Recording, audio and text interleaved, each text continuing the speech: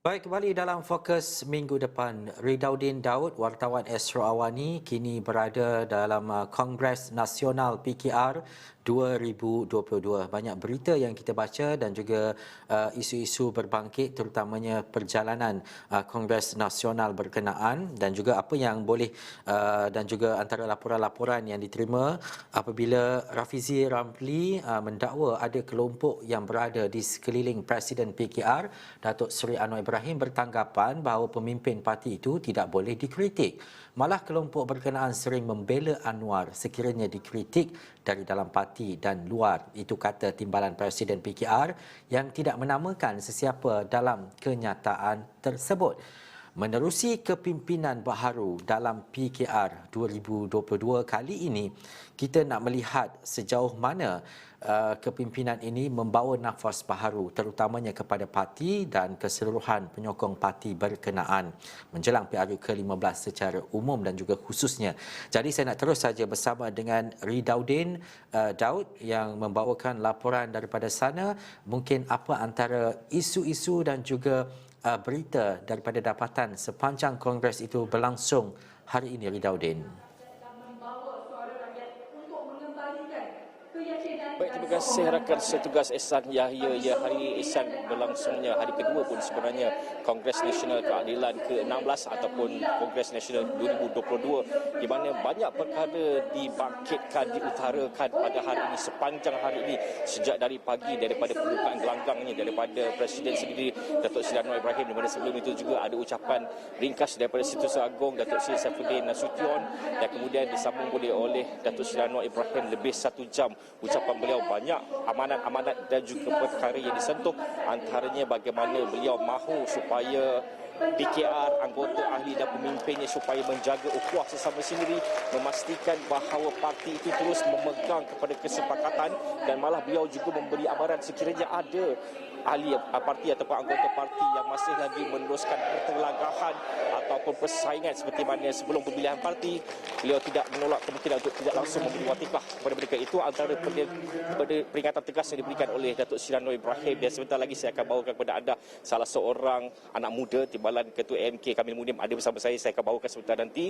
Dan itu juga antara yang perkara yang diperkatakan pada hari ini. Ada juga yang menyentuh isu dengan ekonomi semasa, isu pendidikan dan sebagainya. Mungkin saya boleh memetik sedikit ketika perbahasan Dr. Mazli Malik, iaitu bekas Menteri Pendidikan, ada juga berbahas pada hari ini dan beliau membangkitkan usul pendidikan.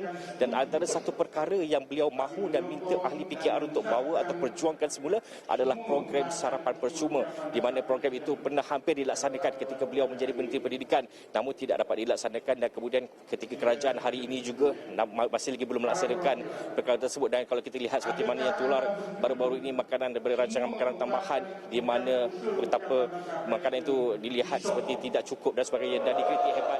Mungkin itu antara apa yang perkara yang mungkin boleh diperjuangkan oleh PKR selepas ini, memandangkan orang yang memperjuangkan itu ada bersama PKR sekarang. Jadi mungkin kita ingin melihat sendiri daripada segi dari kacamata anak muda, terutamanya daripada AMK, berkaitan dengan apa yang diperkatakan oleh Datuk Seri Anwar Ibrahim, Presiden mereka sendiri pada pagi tadi. Bersama saya sekarang adalah Kamil Munim, timbalan Ketua MK baharu yang baru saja dilantik baru-baru ini. Jadi terima kasih kerana bersama dengan kami pada petang ini. Jadi Kamil, saya panggil Kamil sepanjang ucapan dia ada 1 jam lebih, tentunya ada banyak poin yang boleh kita ambil, boleh AMK ambil untuk dijadikan iktibar, untuk dijadikan panduan, terutamanya hala tuju parti pada masa akan datang.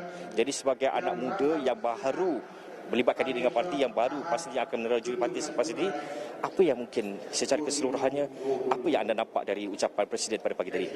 Baik, secara umumnya, saya sebut secara umum, ucapan itu menyentuh tentang banyak perkara. Tetapi sudah tentu memandangkan kita mengadakan keadilan bukan satu-satunya parti. Sebelum ini kita ada DAP, dan kemudian keadilan yang mengadakan pemilihan parti dan juga kongres. Tak kala UMNO sendiri dilihat lakukan beberapa pindaan terhadap perlembagaan yang cuba untuk menangguhkan perhimpunan dan sebagainya. Kita mengambil risiko itu untuk memastikan bahawa keadilan berada dalam keadaan yang siap siaga untuk berhadapan dengan pilihan raya umum yang akan datang. Kerana kita tahu dalam keadaan politik yang tidak stabil, kerajaan yang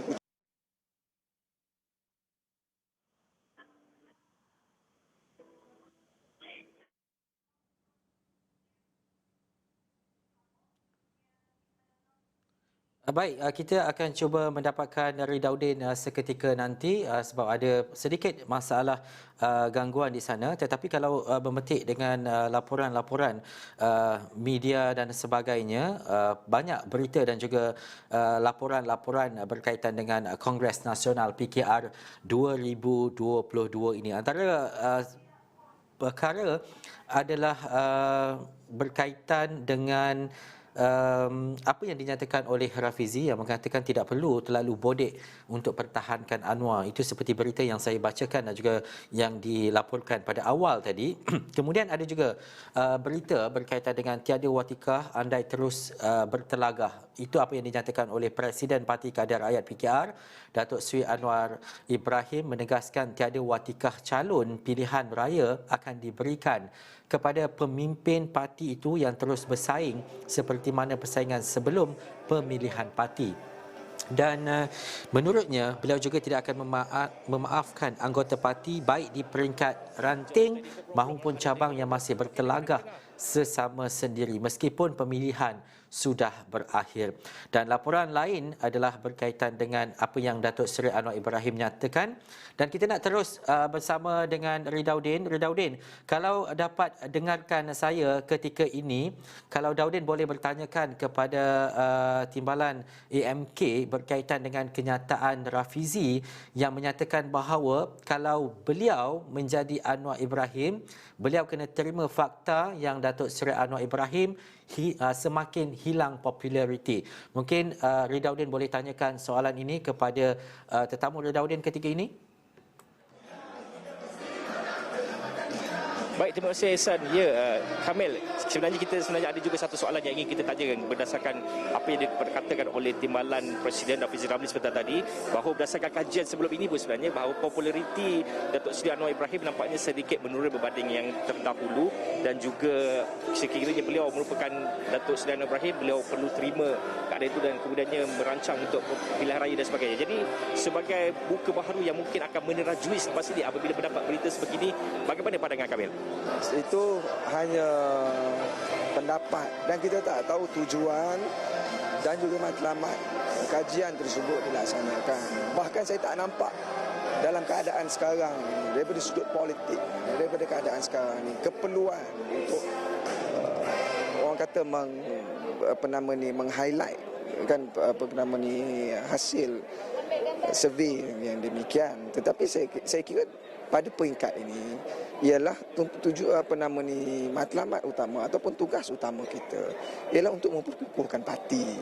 Tak sepatutnya, maksudnya kita ambil ruang dalam keadaan begini untuk terus memberikan kenyataan-kenyataan yang dilihat sedikit sebanyak menggurui sebuah pihak. Walaupun kita faham ini demokrasi, ini soal orang nak bagi pandangan dan sebagainya, tetapi sepatutnya ruang yang ada ni kita gunakan untuk perkukuhkan organisasi dan bukan cari jalan untuk keluarkan kenyataan, buat kenyataan untuk menidakkan, seolah-olah menidakkan ataupun memberi satu gambaran yang tidak baik. Jadi saya kira walaupun saya menghormati pandangan ataupun kajian daripada mana-mana pihak yang orang kata memberikan pandangan dan juga dapatan di tingkat lapangan, tetapi kita harus melihat keadaan politik ini secara kontekstualnya, secara keseluruhannya. Maksudnya kita bukan bercakap tentang soal keadilan semata-mata, kita juga bercakap tentang soal Pakatan Harapan, dan kita juga bercakap tentang soal politik nasional dan sebagainya. Jadi harus ada tokoh yang diyakini boleh mengemudi gabungan dan juga parti untuk berhadapan sudah tentu pilihan raya yang akan datang, dan tokoh ini tidaklah boleh dilihat, orang kata dia ada ciri-ciri yang tertentu, kriteria-kriteria yang tertentu. Seorang yang dilihat boleh tidak keras, yang boleh dibawa berbincang dan sebagainya. Jadi matlamatnya ialah untuk kita ini pada saat ini organisasinya sudah ada, itu harus kita hormat kepada disiplin organisasi. Maksudnya berikan sumbangan, idea, gerak kerja untuk memperkukuhkan seperti mana yang disebutkan oleh Datuk Seri Presiden dalam ucapan dasarnya itu, induknya itu, iaitu Pakatan Harapan. Jadi Pakatan Harapan itu organisasinya sekarang lengkap pemilihan keadilan, jadi kedudukannya itu jelas. Pengerusinya siapa, timbalan pengerusinya siapa, naib pengerusinya siapa, ketua pemudanya siapa. Jadi kita sepatutnya bekerja ke arah itu. memperkukuh dan memperkasakan Pakatan Harapan itu. Okay, baik Tuan. Secara ringkas Tuan, AMK selepas ini dibarisi oleh buku-buku baru, Adam Adli Tuan dan sebagainya, dan banyak juga barisan buku-buku baru berbanding sebelum ini. Cabarannya pasti besar. Ada menang, kemudian tewas dan kemudian ingin cuba menang semula. Jadi secara ringkas Tuan, mungkin Tuan boleh ceritakan apa fokus dan juga tumpuan utama AMK selepas ini, terutamanya bukan sahaja untuk pilihan raya, tapi juga untuk terus memperjuangkan nasib rakyat, tidak kiralah sedekat, 2 dekad akan datang Tuan.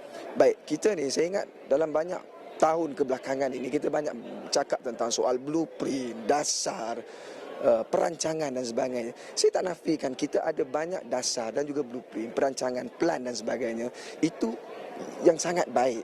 Permasalahan kita mungkin daripada sudut pelaksanaan. Jadi tugas utama kita, Angkatan Muda Keadilan, saudara Adam dan juga saya serta rakan-rakan lain yang ada ini ialah untuk memastikan organisasi ini kukuh, strukturnya lengkap.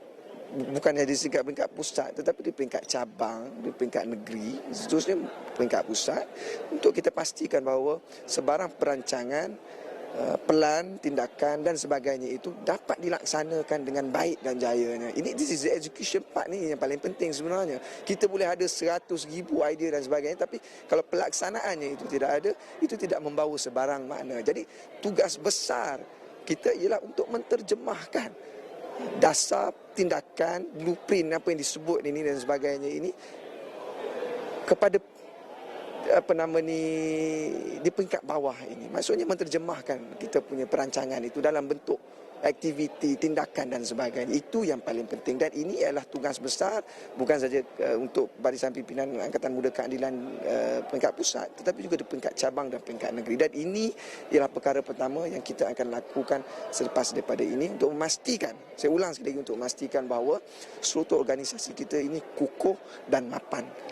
Okey, baik. Terima kasih banyak Tuan. Terima kasih Tuan Kamil Munim kerana bersama dengan kami pada hari. Banyak input yang telah pun diberikan kepada kami, terutamanya berkenaan dengan apa yang AMK akan bawa selepas ini. Ya, terima kasih sekali lagi untuk masa hari ini. Jadi Ihsan, itu antara apa yang diperkatakan hari ini. Nampaknya Kongres hari ini sudah pun tamat kira-kira 10 minit tadi dan akan bersambung semula pada esok, Ihsan. Baik, terima kasih Ridaudin Daud, wartawan Astro Awani yang berada di lokasi Kongres Nasional PKR 2022. Banyak perkara untuk kita lihat, terutamanya apabila kita bercakap dengan barisan kepimpinan, ada saja kenyataan-kenyataan yang dikeluarkan dan itu antara menjadi fokus kita sepanjang minggu depan dan juga minggu-minggu berikutnya, terutamanya menjelang PRU ke-15 nanti yang masih kita meninggalkan persoalan bila waktu dan sesuainya diadakan PRU ke-15. Terima kasih Ridaudin Daud atas laporan itu tadi. Anda boleh saja ke astroawani.com untuk dapatkan laporan penuh berkaitan dengan Kongres PKR, Kongres Nasional PKR ini. Sekian dulu saya Ihsan Dahaya dari World Trade Center Kuala Lumpur untuk fokus minggu depan. Assalamualaikum dan jumpa lagi.